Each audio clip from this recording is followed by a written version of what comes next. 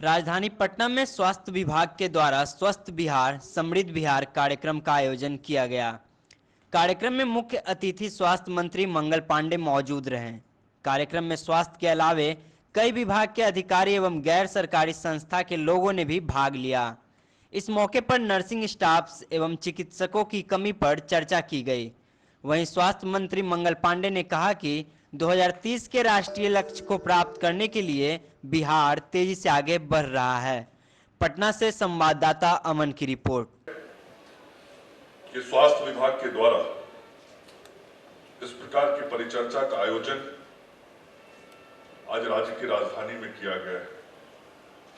मैं अपने प्रधान सचिव श्री संजय कुमार जी से पूछ रहा था कि आज से पूर्व इस प्रकार की परिचर्चा इस राज्य के अंदर इस स्तर की परिचर्चा जिसमें हमारे नीति आयोग के सदस्य भी उपस्थित हों, हमारे राज्य सरकार को जो टेक्निकल सपोर्ट एक लंबे समय से 2010-11 से बीएमजीएफ दे रहा है, उसके कंट्री हेड हो, उसके प्रतिनिधि हो, केयर के प्रतिनिधि हो, दूसरे देश स्टैनफोर्ड यूनिवर्सिटी जैसे यूनिवर्सिटी से आए हुए प्रोफेसर हमारे परिचर्चा के अंदर शामिल हो, और राज्य के जो प्रमुख हमारे स्वास्थ्य विभाग के अधिकारी जिनके माध्यम से स्वास्थ्य विभाग अपने कार्यों को आम लोगों तक पहुंचाता है, वैसे सारे अधिकारी उपस्थित हो।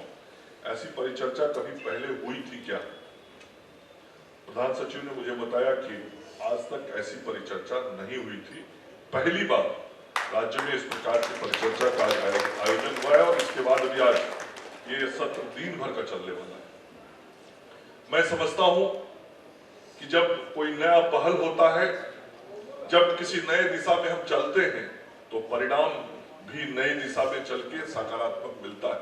अभी विनोद पॉल जी चर्चा कर रहे थे, हमारे देश के प्रधानमंत्री आदरणीय श्री नरेंद्र मोदी जी ने कहा था कि 2014 से 2019 का जो समय था वो इस देश की आवश्यकताओं को पूरा करने का समय था, और 2019 से 2024 का जो समय होगा, 2019 में पीएम बनने के पहले ही वो कहते थे कि 2019 से 2024 का जो समय होगा वह देश की 130 करोड़ जनता की आकांक्षाओं को पूरा करने का समय होगा।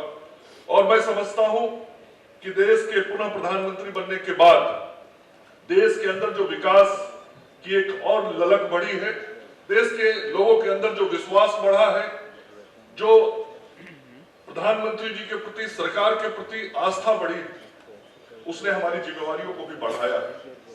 और भारत की सरकार और बिहार की सरकार अपनी बढ़ी हुई जिम्मेवारियों को महसूस करती है। प्रधानमंत्री जी, हमारे मुख्यमंत्री जी बराबर इस बात की चर्चा करते हैं कि इस देश की आकांक्षाओं को यदि पूरा करना है तो निश्चित रूप से उन आकांक्षाओं में स्वास्थ्य सेवाओं को बेहतर करना भी सबसे बड़ी आकांक्षा देश की जनता की है। और इस देश को स्वस्थ रखना है, इस देश को यदि बेहतर रखना है तो हमें स्वास्थ्य सेवाओं को बेहतर करना हो।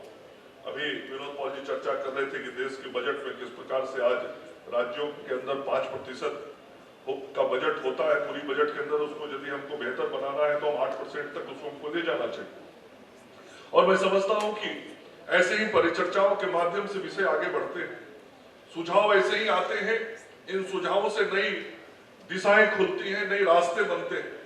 और आज का जो यह परिचर्चा है, मैं समझता हूं कि निश्चित रूप से आगे आने वाले 10 वर्षों के लिए, 20 वर्षों के लिए बिहार में जो स्वास्थ्य सेवाएं अब नई दिशा की ओर आगे बढ़ेंगी, बिहार की स्वास्थ्य सेवाएं जो गांव के गरीबों तक पहुंचेंगी, बिहार के स्वास्थ्य सेवाओं और आधारभूत संरचनाओं को जो हम मजबूत करेंगे, बिहार के अंदर स्वास्थ्य सेवाओं के जो डिलीवरी सिस्टम्स के अंदर कमियां हैं, उन कमियों को जो हम बेहतर करेंगे, आज की यह परिचर्चा उसमें एक मील की पत्थर साबित होगी। मुझे इस बात का पूरा विश्वास और भरोसा है। आज जो बैनर पे लिखा है स्वस्थ बिहार समृद्ध बिहार, यह हमारी सोच है और यह देश के लिए भी है। स्वस्थ भारत तो समृद्ध भारत, स्वस्थ बिहार तो समृद्ध बिहार, और बिना स्वस्थ रहे हुए समृद्धि नहीं आ सकती। और स्वास्थ्य परिक्षेत्र की सकारात्मक कहानियां लिखी गई। आज केवल सकारात्मक कहानियों की चर्चा यहां नहीं हो रही है, हम सकारात्मक कहानियों की भी चर्चा कर रहे हैं और साथ ही भविष्य की चुनौतियां और उसके लिए जो हमारे पहल होंगे उसकी भी चर्चा हम यहाँ करने के लिए बैठे हैं। और निश्चित रूप से जहां सकारात्मक कहानियों की चर्चा हम करके मन के अंदर इस बात की विश्वास पैदा करते हैं कि मन में यदि दृढ़ इच्छा शक्ति हो तो हम कठिन रास्तों को भी सुगम बना सकते हैं।